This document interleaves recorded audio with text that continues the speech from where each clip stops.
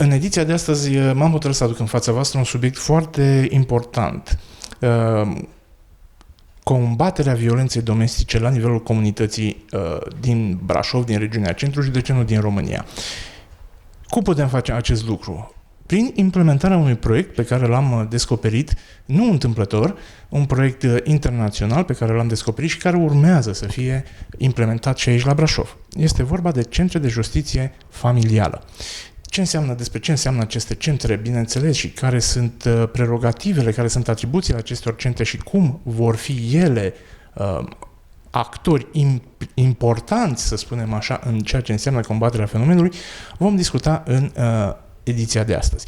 Dar, pentru a folosi la maximum timpul pe care îl avem la dispoziție, aș dori să-mi prezint invitatele mele de astăzi. So, I would like to present my guests from today, and I will begin with Madam Pascale Franck from Belgium.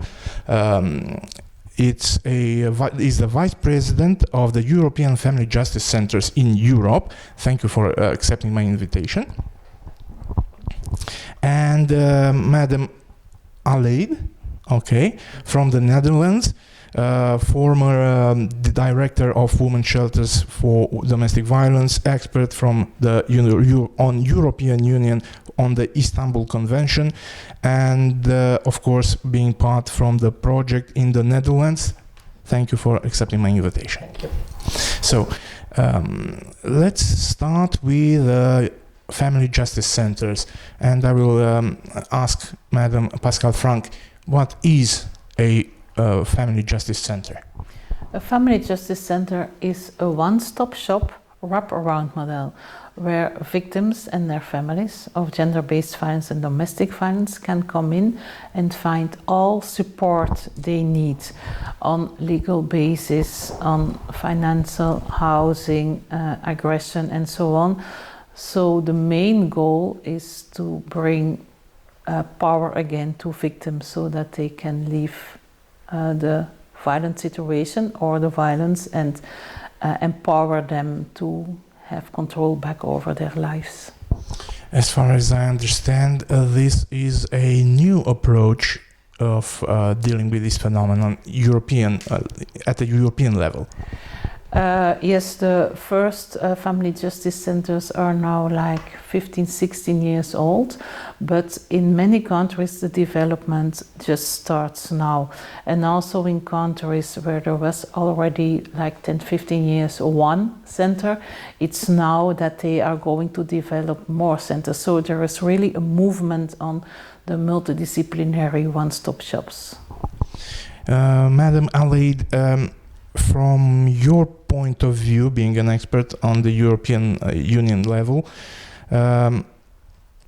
how can you describe this phenomenon of domestic violence? It's increasing in the last years, is decreasing. What's happening here? Well, in fact, we don't know exactly.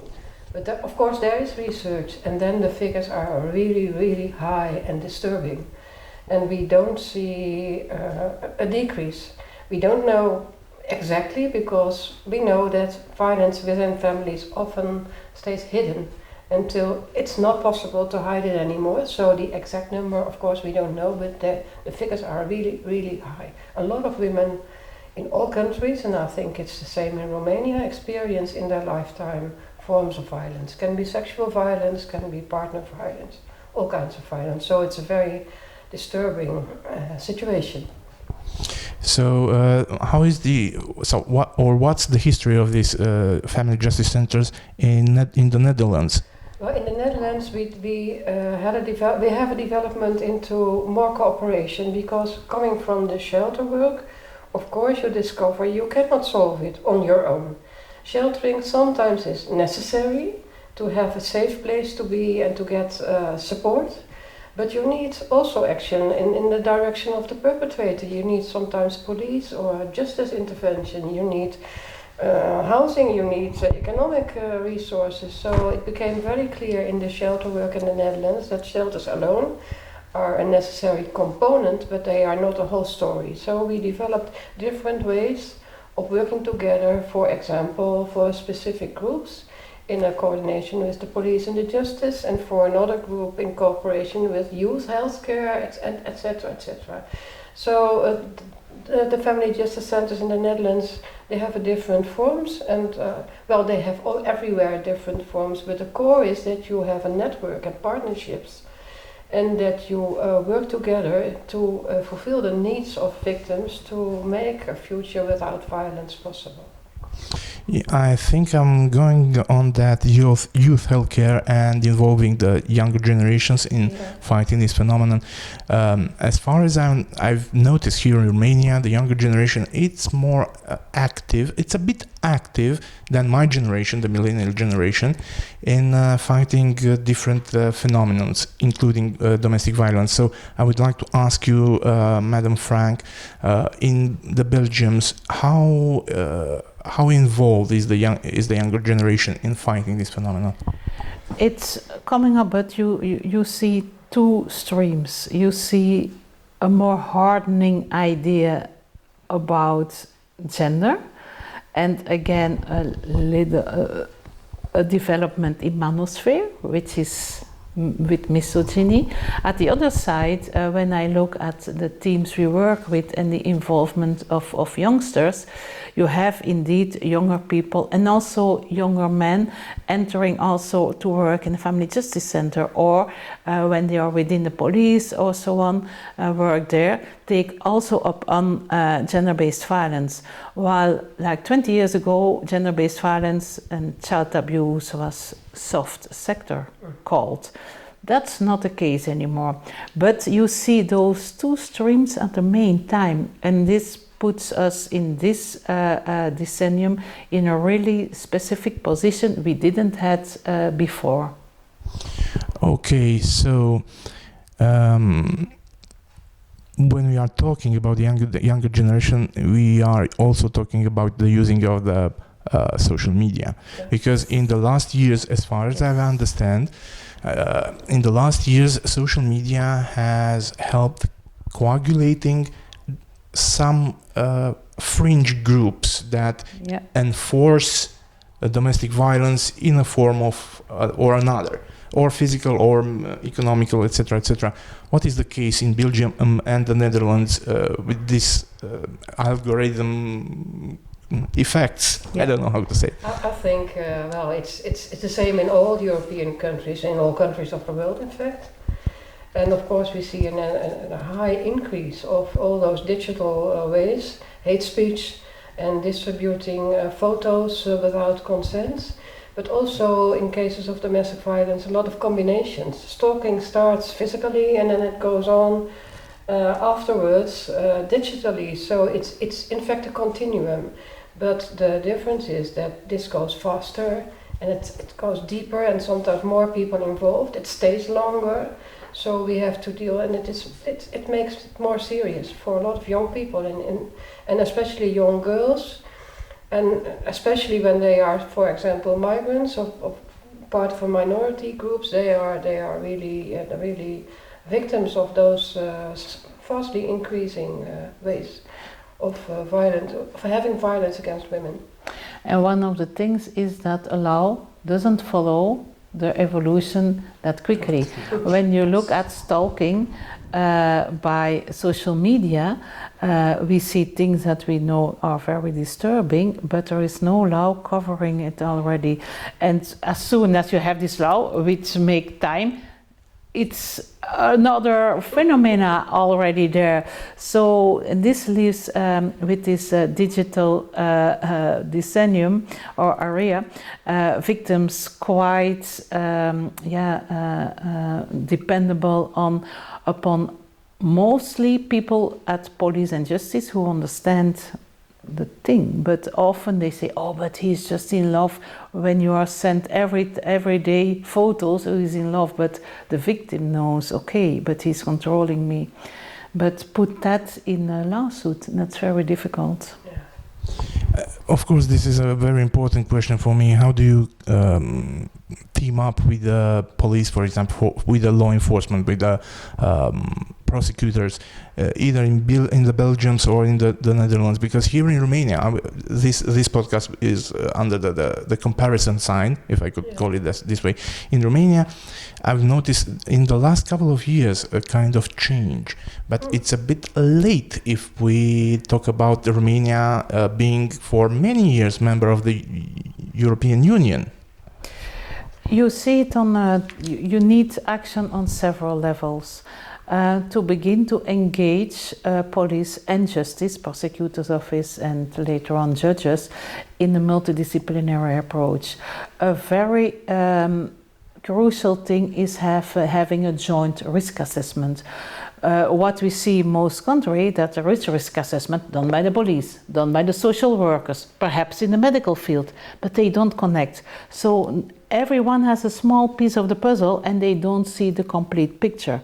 So involving police and justice as one of the biggest steps to see the whole picture gives a change of mind. I have seen it in many countries, also in my region. The moment they have also insight in what the social worker see, the youth worker discovers, the victims tell themselves, and the social environment of the victims tell. And when they see the picture, you see a big change in attitude, because then they often understand, oh, it's not only this, is this law broken or not. The second thing is training, and the training has to be multidisciplinary, both from police to social workers, psychologists, but vice versa. So mixed training is also very important to understand the dynamics of gender-based violence and domestic violence, and these are two of the biggest factors to get into this attitude change and different action done by police and justice. Yes, I can add, well, you say Romania is late, but there are no countries in Europe that are ready in this perspective. Everywhere, our graveyard work, we said, everywhere the law and the actions are behind the development. So there's a general recommendation on the digital manifestations of violence to make a holistic approach. And also for the Netherlands, this approach is not automatically holistic, working all together. So it's a challenge for all countries. So you don't have to feel bad about Romania. It's everywhere. Mm-hmm. And That's perhaps true. now in Romania you also have good steps forward. Mm-hmm. So well, I think what is important is that you need some trust in each other to start these processes. And where the trust is there, and there start partnerships, then the following steps will come. And you can profit from good practices elsewhere. That's the advantage if you are not the first. Yeah. And it's indeed not only to have the law. Many countries, policymakers make laws, but when the laws are not followed by wraparound models, one-stop shops, training and so on, it stays paper. You have to turn it into practice. And that can be done. Absolutely. Okay, so to explain a bit the holistic approach to our viewers, from the point of the European Family Justice Centers, what means that this holistic approach? Well, when the victims come to a center, you look at what are the needs and the questions of these victims.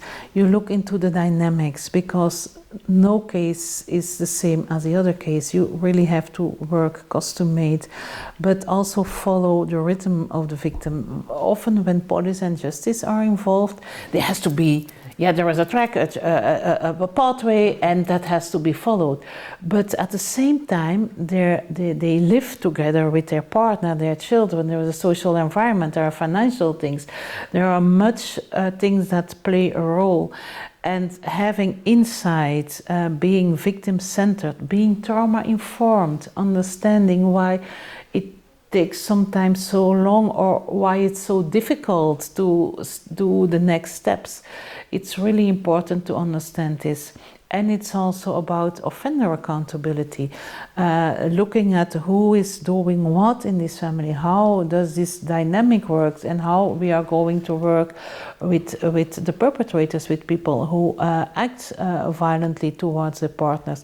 Sometimes you have profiles of with personality disorders, but in other cases you have very traumatized people themselves surviving and don't have ways to cope with their own emotions. So you have to take that into account, but put accountability on the persons who act violently.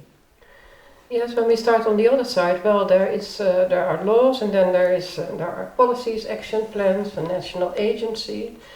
But also important for regions, also like Brasov, to have their own activities. And what I see, there is a national level, but on a more regional level, it's also very important, and you can do a lot. And if municipalities and, for example, mayors take a stand and say we don't want this violence anymore, I will support such a development, because there are too many victims, and it hurts women, but not only women, also men, and it's bad for children, so let's work on it together. So I think initiatives to fight the prejudices and to change the mindset are also a very important part. And if you can show with a family justice center that's really possible to end violence, it also gives courage that you can do more. And not everybody needs the same, not everybody needs shelter, but everybody needs support to end violence. So I think it comes from the bottom, it also comes up, but on a regional level it's also crucial that you find partnerships and act. Yes, and it's about building trust between the professionals, but also building trust from the people coming to your center into the organization and the systems. And often trust in, for example, justice is very low, but in the Family Justice Center you see that you can build trust because you go that pathway together. And there is an explanation, and you can prepare people and you go with them on this pathway, and that's trust. And when trust is built, a lot is possible. Is this project the result of the NGO sector, or is the European Union involved in backing up this project? Now, the European Union supports some projects, also in the field of gender equality. But I think the NGO sector is a crucial sector in many countries that has been there for many decades, and has developed their own ways of supporting victims in a direct way. So without the NGOs and the specialized services, you cannot act. But when you really develop a family justice center approach, you also need the side of the local government or local authorities or and police and justice partners. So it has to come from both sides, and when this comes together, you will be really powerful. Yes, and the European Family Justice Center Alliance is indeed funded for now for 4 or 5 years by the European Commission, which gives us more possibilities to support. And we see that NGOs, but also sometimes police and so on, need some funding to start up. The startup is, and here in this region and in Romania, but also in Brasov, there is the HELENA HELP, which really gives a boost. And when I look in the countries where I work, often first, and it doesn't have always to be this big amount, but you have this flying wheel to get to start up, to build the trust, and then often when you can prove that what you are doing is making sense, you see local authorities coming in, you see governments coming in and work on the sustainability. So you need both.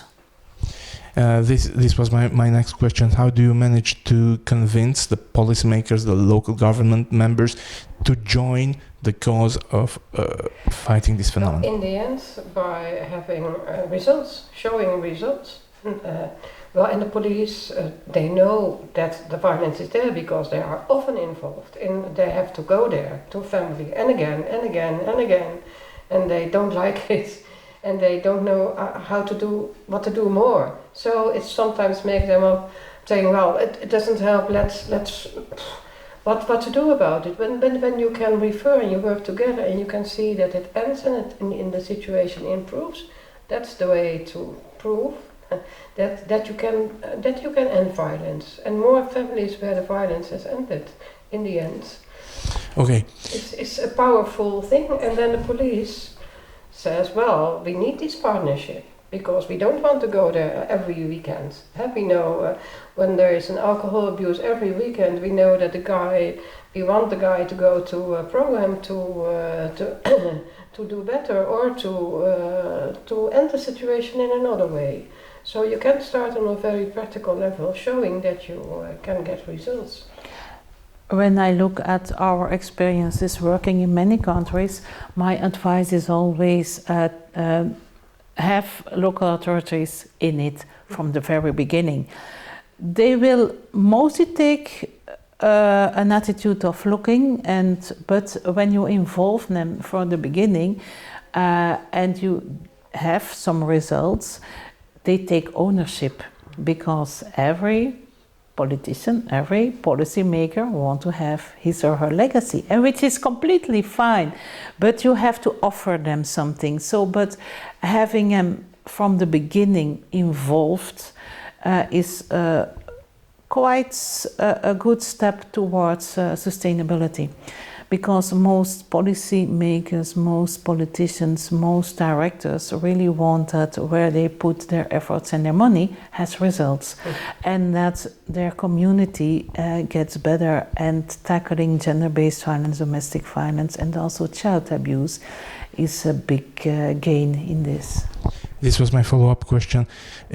Are these centers somehow extended towards the family, the child, the I don't know, older generations that are living together, extended family? Yes, most of them, yes. A family justice center between the countries is never, even between the regions, a copy-paste model. I'm very specific on that. You have to look, what do we already have, where are our gaps, and what of the model works with us, and where do we adapt. The guiding principles are the same: victim-centered, trust, offender accountability, and so on. But in many countries, yes, we work also with the children, with the perpetrators. For example, in Belgium and Netherlands, we take into account the children. We didn't have them in the beginning because no funds, but then as we could prove, we got more funds. That's also how it grows. And we have 2 child psychologists, and they have really specific attention of every child involved in cases in families that enter our center in my region.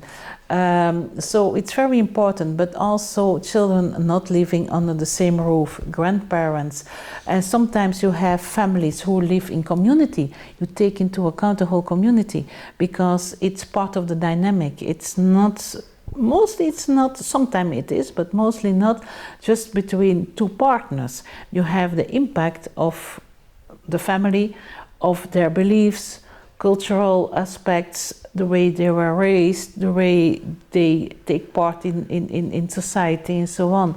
That's really important to have the whole picture. Okay, so I would like to ask another question.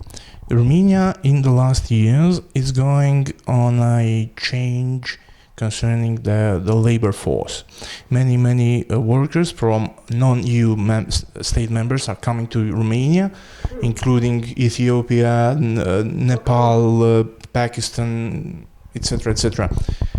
Some of them are bringing down their families, so these centers are addressed to the immigrant families also, being non-EU citizens. Oh yeah. I'm from the city of Amsterdam, and in the organization I was a director of last year, there were 90 nationalities. So we are used in all our work to work with many nationalities, all cultures, all situations.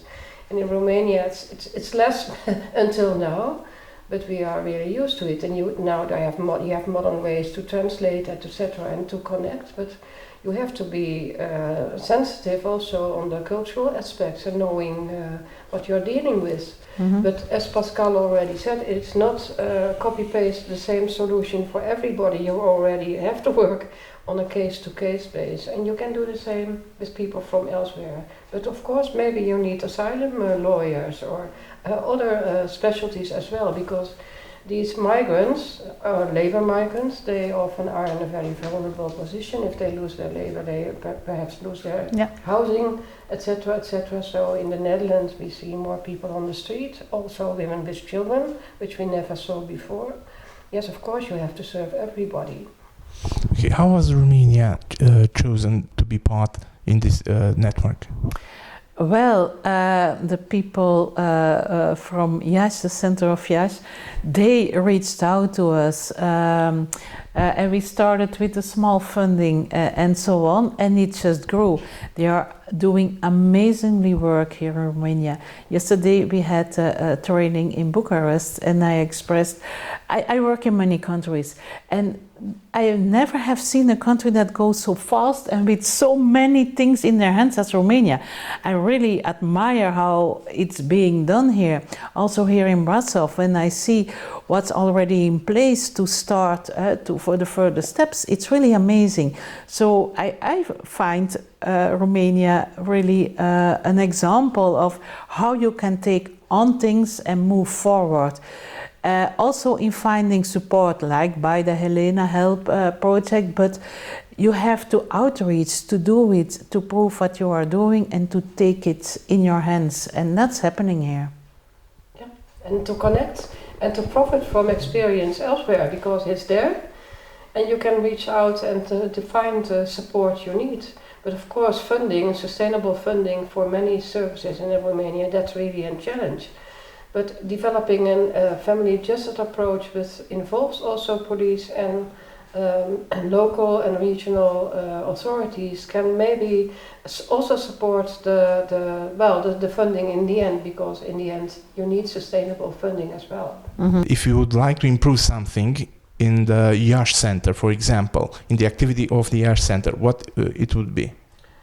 Well, I think there's a wish list in the Iași Center to have more space, to support more victims, to integrate more partnerships. So it's there, but it has ambitions to grow further. So, but I think that's normal, because you cannot start as a complete ready go center. So many things, I think, and funding is one of the most urgent things to make it sustainable. Because if there is a staff, you want the staff to stay and not to have to let them go and then we'll start and then start again. Indeed, involvement of the authorities, but it's on a sustainable way, that they say, okay, they are doing, and also here in Brasov, they are doing great things to really help victims. Let's support it. Let's embrace this model and make it a part of the way we deal with gender-based violence, domestic violence. And we know that violence will not end very soon and very fast. So you need these services for a longer time. You have to make it sustainable, yeah. But also for the children, intergenerational. It's also about the next generations. As sooner as we can stop violence, as sooner as we can prevent violence, we can help people not to get traumatized or have a backpack of negative adverse childhood experiences, which is a big gain for the next generation. Okay, so as a side note, is this a fight more of to change the mentality, or a fight to fight against some effects like domestic violence, gender gap, etc., etc.? Well, it's a fight on all fronts, and that's why the Istanbul Convention has 4 P's: the prevention, the protection, the prosecution, and the policy. So you need to develop all, but the Family Justice Center also has to deal with the policies, with the protection area, with the it's a prosecution area, and with prevention activities. So you need a combination, and that's why not one organization can serve all. You need good educational material for children to learn what a healthy relationship is. That's another thing. So you have a broad spectrum of things to do in society as a whole. And you need, of course, the involvement of men and active men as well. Absolutely. It's not a women's issue. Engaging men and boys and to have a front together, it's really a core goal. We are getting at the end. We are coming at the end of this interview, but I have one last theme, one last question. What are the results, and of course, how the society, the communities are viewing these centers, the results of these centers? So when we look at the results, the more and more the centers that exist longer look, for example, at recidivism, monitor the outcome, and the main thing is not only is violence stopped, of course that's the main goal, but also are you empowered? Can you have a life free of violence, but also do you have control over all those life domains, on finances, on education of your children, on how you live, on the chances you have? And we work a lot by the hope theory, and hope theory is not an esoteric thing, it's really taking these goals, looking for the pathways and looking for the energy, and give that back to people. It's the most important. And we see indeed when you take the time to work very profoundly with victims and their families, that you reach those goals, and recidivism really drops. But that's one point. But you see also people coming in a much more well-being, and that's the biggest goal. Yeah, and I think in society as a whole, as you work with the family justice centers, but also, for example, with the new type of services for sheltering in the Netherlands, when you are opening in the public, there's also more awareness in society, more connections, more support. So you can work on that side as well. And if you have a family justice center, you are in the open. You make clear what you are doing. So it's not just a small group of women that is only victims. No, that's not the core. It's about a big problem that we have to solve together. Sadly, we came at the end of this podcast, and I would like to thank you for being here. And I hope we will see again soon, discussing the results here in Brasov. Thank you so much. Dragi privitori, aceasta a fost ediția de astăzi. Sunt Mircea Voicu și până data viitoare vă doresc toate cele bune. La revedere!